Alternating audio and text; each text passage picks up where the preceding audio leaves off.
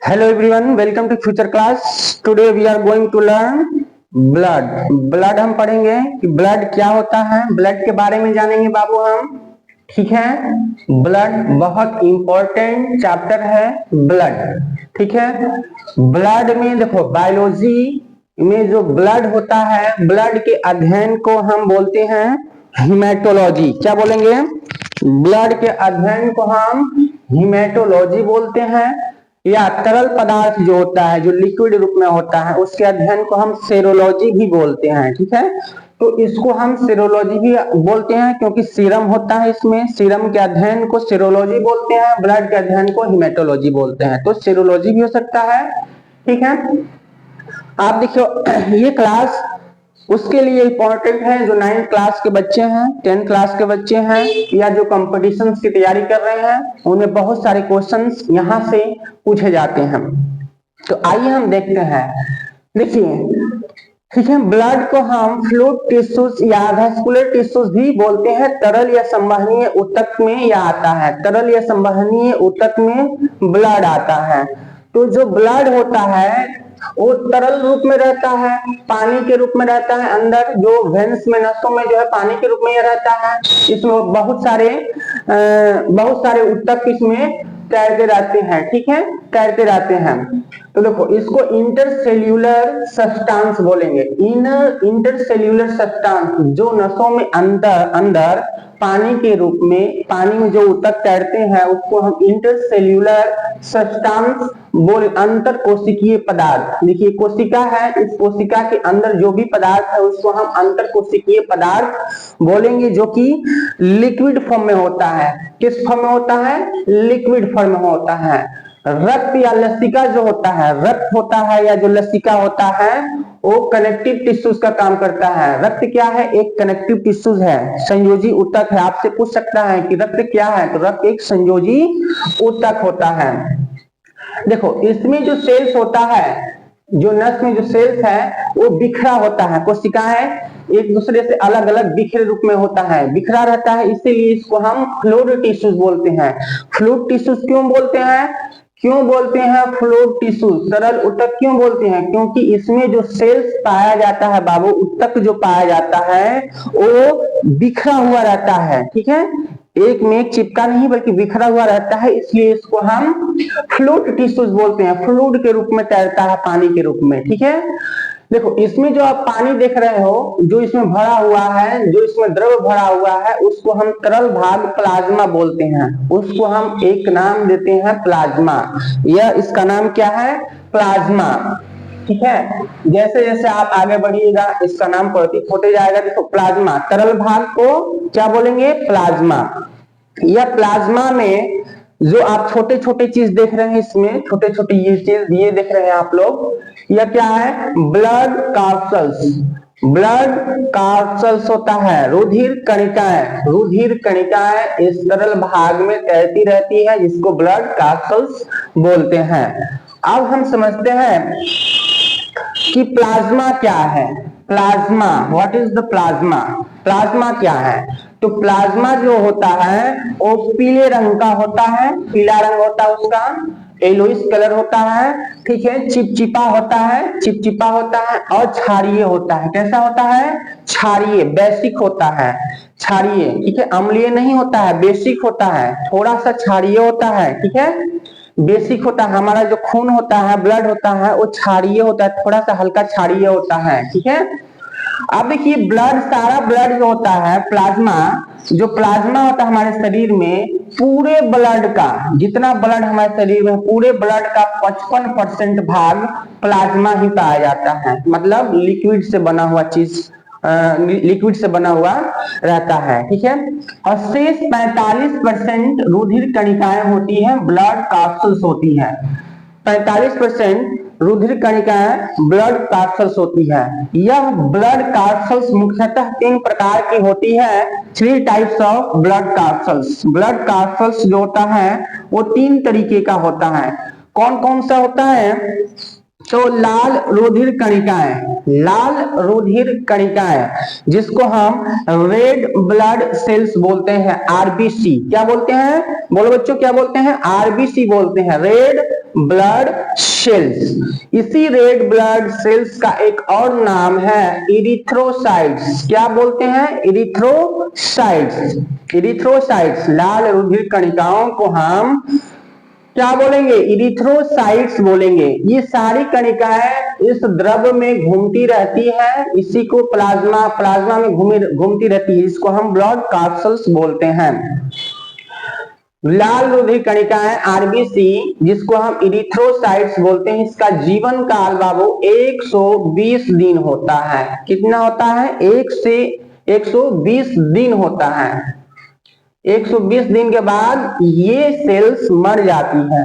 अभी हम जानेंगे कि सेल्स मरती कहाँ है और कैसा इसका उत्पन्न होता है, कैसे आती है, सब हम जानेंगे। दूसरा होता है, देखो ब्लड कैप्सूल्स में 3 तरह का होता है। लाल रुधिर कणिका है, आरबीसी, इरिथ्रोसाइट्स बोलते हैं। श्वेत रुधिर कणिका है जिसको डब्ल्यूबीसी बोलेंगे, ल्यूकोसाइट्स, ल्यूकोसाइट्स, इसको ल्यूकोसाइट्स बोलते हैं। इसका जीवन काल 4 से 5 दिन होता है, ठीक है, 4 से 5 दिन तक होता है। प्लेटलेट्स, इसको थ्रोम्बोसाइट्स भी बोलते हैं, इसको हम क्या बोलेंगे, थ्रोम्बोसाइट्स, थ्रोम्बोसाइट्स, क्या बोलेंगे, थ्रोम्बोसाइट्स, ठीक है। प्लेटलेट्स को हम थ्रोम्बोसाइट्स भी बोलते हैं, ठीक है, समझ में आया। अब हम अध्ययन करेंगे किसका, आरबीसी का, रेड ब्लड सेल्स का। हमने देखा कि ब्लड कैप्सूल्स में 3 तरह की कणिकाएं पाई जाती हैं। लाल रुधिर कणिकाएं जिसको आरबीसी बोलते हैं, इरिथ्रोसाइट्स, ये नाम याद रखिएगा, इरिथ्रोसाइट्स पूछता है, आरबीसी का नाम क्या है, इरिथ्रोसाइट्स, ठीक है। श्वेत रुधिर कणिकाएं जिसको डब्ल्यूबीसी कहते हैं, इसका नाम ल्यूकोसाइट्स होता है। प्लेटलेट्स को हम थ्रोम्बोसाइट्स बोलते हैं। आरबीसी का अध्ययन करने से पहले हम जानेंगे कि आरबीसी का जीवन काल क्या है। तो आरबीसी का जीवन काल 120 दिन होता है, लाइफ जो होता है इसका 120 दिन होता है। आरबीसी करता क्या है, तो आरबीसी हमारे शरीर में ऑक्सीजन का परिवहन करता है। क्या करता है, ऑक्सीजन का परिवहन करता है। सारे अंगों में ऑक्सीजन को ले जाने का काम कौन करता है बाबू, तो रेड ब्लड सेल्स करता है। अगर रेड ब्लड सेल्स की मात्रा कम हो जाती है तो हमारी सांसें फूलने लगती है, ठीक है, ऑक्सीजन नहीं पहुंचा पाता अंगों में और अंगे शिथिल पड़ने लगती है, ठीक है। अब देखो ऑक्सीजन का परिवहन करता है। आरबीसी का रंग कैसा होता है, आरबीसी का रंग लाल क्यों होता है, क्योंकि आरबीसी में हीमोग्लोबिन नामक प्रोटीन मिलता है। क्या मिलता है, हीमोग्लोबिन नामक प्रोटीन। तो आपसे पूछ सकता है क्वेश्चन की हीमोग्लोबिन क्या है, तो हीमोग्लोबिन एक प्रकार का प्रोटीन है जो हमारे ब्लड में पाया जाता है। इसी के कारण हमारा ब्लड का जो रंग होता है बाबू क्या होता है, लाल होता है। क्या होता है, लाल होता है। इसमें ब्लड में ग्लोबिन, देखो हीमोग्लोबिन बोल रहे हैं तो ग्लोबिन इसमें लगभग 96% ग्लोबिन होता है। और हीमो की मात्रा, हीमो मतलब रंजक होता है जो रंग प्रदान करता है। हीमो मीन्स रंजक, रंजक मीन्स जो रंग प्रदान करे, ये 4 से 5% होता है। इसी हीमो रंजक में लोहा मिलता है। क्या मिलेगा, लोहा मिलेगा, जिसको हम एफी बोलते हैं, लोहा मिलता है। लोहा क्या करता है, जो लोहा होता है आयरन, जिसको हम आयरन भी बोलते हैं, ठीक है, जिसको हम आयरन भी बोलते हैं, यह ऑक्सीजन को बांधने का काम करता है, मतलब ऑक्सीजन को ग्रहण करता है और कार्बन डाइऑक्साइड को मुक्त करता है। ऑक्सीजन को ग्रहण करता है, कार्बन डाइऑक्साइड को मुक्त करता है। ऑक्सीजन को बांधने और मुक्त करने का काम किसका काम है, आयरन का काम होता है। इसीलिए डॉक्टर लोग या पुराने जमाने के जो लोग होते थे वो लोहे की कढ़ाई में बने हुए सब्जी को खाते थे। लोहे की कढ़ाई में बनी हुई सब्जी खाने से आयरन की मात्रा शरीर में कम नहीं होती थी, ठीक है। पहले के लोग लोहे के थाली में लोहे का कढ़ाई होता था, उसमें सब्जी बनाकर खाते थे। ठीक है। तो लोहा जो होता है बहुत इंपॉर्टेंट है, आयरन की मात्रा को दिखाता है। ठीक है। अब देखो, हमने देखा कि आरबीसी का मृत्यु होता है। ठीक है, पहले समझ लेते हैं कि आरबीसी का जन्म कहाँ होता है। Happy birthday. तो बोन मैरो में आरबीसी का निर्माण होता है। कहाँ में होता है? Bone marrow. और ये बोन मैरो होता कहाँ है? हड्डी में। हमने कल क्लास में पढ़ा था कि बोन मैरो कहाँ होता है? अस्थि मज्जा हड्डी में होता है। तो bone marrow red blood cells का निर्माण हड्डियों में होता है, अस्थि मज्जा में होता है। और इसका मृत्यु कहाँ होता है? जब ये बुढ़ा हो जाएगा तो 120 दिन के बाद जब आरबीसी मर जाता है, 120 दिन के बाद आरबीसी मर जाता है तो कहाँ मरता है? स्प्लीन में होता है। स्प्लीन, प्लीहा, जिसको हम प्लीहा बोलते हैं। तो प्लीहा में आरबीसी का मृत्यु हो जाता है। प्लीहा में जब मृत्यु हो जाता है तो उसका डेड बॉडी तैरने लगेगा ब्लड में। डेड बॉडी क्या होगा? तैरने लगेगा। उस बॉडी को गलाने के लिए एक माइक्रोफेज सेल्स होता है। उसमें माइक्रोफेज सेल्स होता है जो पुराने ओल्ड आरबीसी को या मरे हुए आरबीसी को क्या करता है? नष्ट करने का काम करता है। मान लो कि प्लीहा में जब 120 दिन के बाद आरबीसी की मृत्यु होने लगेगी, एक टाइम आएगा कि वहां पे बहुत सारा कब्रगाह हो जाएगा। मतलब आरबीसी की जो डेड बॉडी होगा बहुत अधिक हो जाएगा। तो अधिक हो जाएगा तो उस डेड बॉडी को सराने गलाने का काम कौन करता है? माइक्रोफेज सेल्स करता है, जो कि स्प्लीन में मिलता है। ओल्ड आरबीसी को नष्ट करने का काम करता है। इसीलिए हम आरबीसी का कब्रगाह या कब्रिस्तान किसको बोलते हैं? स्प्लीन को। प्लीहा को आरबीसी का कब्रिस्तान बोलते हैं, कब्रगाह बोलते हैं। क्यों बोलते हैं? क्योंकि यहाँ पे रेड ब्लड सेल्स का मृत्यु हो जाता है, कब्र में चले जाते हैं। इसीलिए इसको आरबीसी का कब्रगाह कहा जाता है। ठीक है। देखो, आरबीसी का मृत्यु तो लीवर में भी होता है। ठीक है, लीवर यकृत में भी होता है। लेकिन जब यकृत में होता है, कुछ आरबीसी होता है जो डेड हो जाती हैं, उनका निपटारा लीवर भी करता है। लीवर भी उसको नष्ट करता है। तो लीवर क्या करता है कि लीवर भी जब उसको नष्ट करेगा तो हीम, जो हीमोग्लोबिन में हीम होता है, तो हीम के टूटने से, ठीक है, हीम जो रंजक होता है, जो रंग प्रदान करता है, तो हीम के टूटने से एक पीला रंग का पदार्थ निकलता है। ठीक है बाबू, ध्यान दीजिएगा, पीला रंग का पदार्थ निकलता है। किसमें? लीवर में निकलता है। पीले रंग का पदार्थ निकलेगा किसके टूटने से? हीम के टूटने से।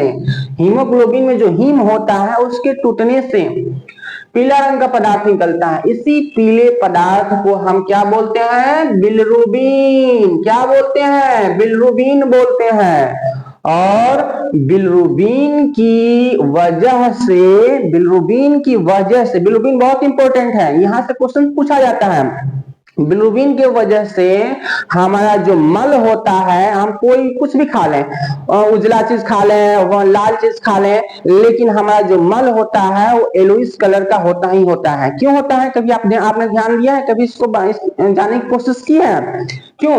क्योंकि उसमें बिलिरुबिन मिला होता है। बिलिरुबिन जो पीले रंग का होता है, जिसके कारण हमारा मल जो होता है, मल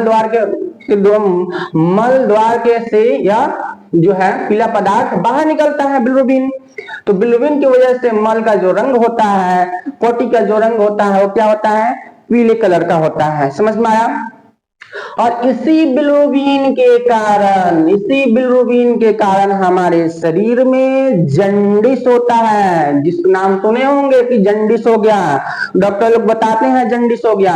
क्यों होता है? क्योंकि जब लीवर में कोई खराबी आ जाती है, या लीवर में सूजन आ जाता है, या लीवर काम करना बंद कर देता है, या लीवर में चिकनाहट आ जाता है, जिससे वो खाने को पचा नहीं पाता, तो क्या होता है कि बिलिरुबिन की मात्रा बढ़ने लगता है। जब लीवर खाना को पचाएगा नहीं, बिलिरुबिन को पचाएगा नहीं, तो बिलिरुबिन की मात्रा क्या होने लगती है? अधिक होने लगती है। जब बिलिरुबिन की मात्रा अधिक होने लगती है तो इसी से पीलिया रोग होने लगता है बाबू। क्या? पीलिया रोग, जिसको हम जंडिस बोलते हैं। क्या बोलेंगे? जंडिस। जंडिस बोलते हैं, जंडिस बोलते हैं। ठीक है, जंडिस बोलते हैं या पीलिया रोग बोलते हैं। क्यों? क्योंकि यह बिलिरुबिन पीला कलर का होता है। इसकी मात्रा जब शरीर में अधिक होने लगेगी, खून में बिलिरुबिन बिलिरुबिन क्या है? बिलिरुबिन हिम के टूटने से जो पीला पदार्थ बनता है, जो डेड बॉडी हो जाता है, वो ब्लड में तैरने लगता है। उसी को यकृत क्या करता है? लीवर साफ करने का काम करता है, स्प्लीन साफ करने का काम करता है। जब लीवर काम करना बंद कर देता है, मतलब बिलिरुबिन को का पाचन कम कर देता है, पचा नहीं पाता। लीवर जब बिलिरुबिन को पचा नहीं पाता है तो बिलिरुबिन की मात्रा अधिक हो जाएगी। जब बिलिरुबिन की मात्रा अधिक हो जाएगी तो यह पीला कलर का होता है, जिसके कारण पीलिया रोग हो जाता है, जिसको हम जंडिस बोलते हैं। तो ऐसी हालत में डॉक्टर क्या बोलता है कि आप खाना कम खाइए। और तब क्या खाइए भाई? जब खाना कम खाइए तो खाना कम खाइए और फल फ्रूट या लिक्विड की मात्रा अधिक लीजिए। क्यों? क्योंकि लीवर तो पचा ही नहीं पा रहा। ठीक है, इसीलिए वो ऐसे बोलते हैं कि फल की मात्रा अधिक कीजिए और लिक्विड चीज अधिक खाइए। तो हम लोग जूस पीने लगते हैं, लिक्विड खाने लगते हैं और लीवर में सेल डिवीजन की मात्रा सबसे अधिक होती है। हमने पढ़ाया है कि लीवर ही एक ऐसा अंग है जिसमें खुद एक डॉक्टर का काम करता है। लीवर ये अपने आप ठीक होने की क्षमता रखता है। अगर लीवर में कोई बीमारी हो और हम परहेज कर दें, खान पान में अपना खान पान सही कर ले, ठीक है, तो यह अपने आप ठीक हो जाता है। इसीलिए 10 से 12 दिन के बाद जंडिस भी ठीक हो जाता है। तो हमने देखा लीवर से जुड़ी हुई बातें भी हमने जाना। ठीक है, आयरन से जुड़ी हुई बातें जाना। आयरन ऑक्सीजन को ले जाने का काम करता है। अगर हम लोहे की कढ़ाई में खाते हैं तो आयरन की मात्रा हमारे शरीर में आयरन की मात्रा की कमी नहीं होगी। ठीक है, लेकिन आजकल क्या है? आजकल फास्ट फूड खा रहे हैं, ठीक है, स्टील के बर्तन में खा रहे हैं, तो खून की कमी होती है, सामने देखने को मिलता है हमें। ठीक है, अब आइए मेढक में जो आरबीसी होता है वो बड़ा होता है, बड़ी होती है, अंडाकार होगा और केंद्रक युक्त होता है। इसमें केंद्रक पाया जाएगा। मेढक के आरबीसी में केंद्रक मिलता है। ठीक है, अस्तनी में मनुष्य आता है, खरगोश आता है। अस्तनी मतलब अस्तनी में जो बच्चा पैदा करता है, सीधे बच्चा पैदा करता है, अंडा नहीं बल्कि सीधे बच्चा पैदा करता है, उसको हम अस्तनी बोलते हैं। ठीक है, तो अस्तनी में मनुष्य खरगोश आता है। खरगोश अंडा नहीं देता, बच्चा पैदा करता है। जैसे क्या है, खरगोश हुआ, और सारे जानवर होते हैं जो सीधे बच्चा पैदा करते हैं, तो वो अस्तनी में आते हैं। अस्तनी जो होते हैं उसमें जो ब्लड होता है बाबू, वो उभयावतल होता है। ठीक है, उभयावतल मतलब बाइकॉन्केव होता है। उभयावतल बाइकॉन्केव, देखिए समझिएगा। मान लीजिए कि इसमें ब्लड है, इसमें हमने ब्लड को भर दिया, तो बाइकॉन्केव कहने का मतलब कि हमारा ब्लड का जो रूप होगा ऐसे होगा। ठीक है, यही बाइकॉन्केव होता है। तो उभयावतल होता है। सतह जो होता है वो गोलाकार होता है, केंद्रक नहीं होता है। अस्थनी जो मनुष्य और खरगोश होता है वो उनके आरबीसी में केंद्रक नहीं होता है। क्या नहीं होता है? केंद्रक नहीं होता है। ठीक है, अब सवाल आता है कि आरबीसी की मात्रा अगर अधिक हो जाए, अगर हमारे शरीर में रेड ब्लड सेल्स अधिक हो जाए, हम अधिक विटामिन खाने लगे हैं, ठीक है, हीमोग्लोबिन का सेवन करने लगे, तो आरबीसी की मात्रा तो अधिक होगी। जब अधिक आरबीसी की मात्रा हमारे शरीर में अधिक हो जाती है तो इसको बोलते हैं हम इरिथ्रोसाइटोसिस बोलते हैं।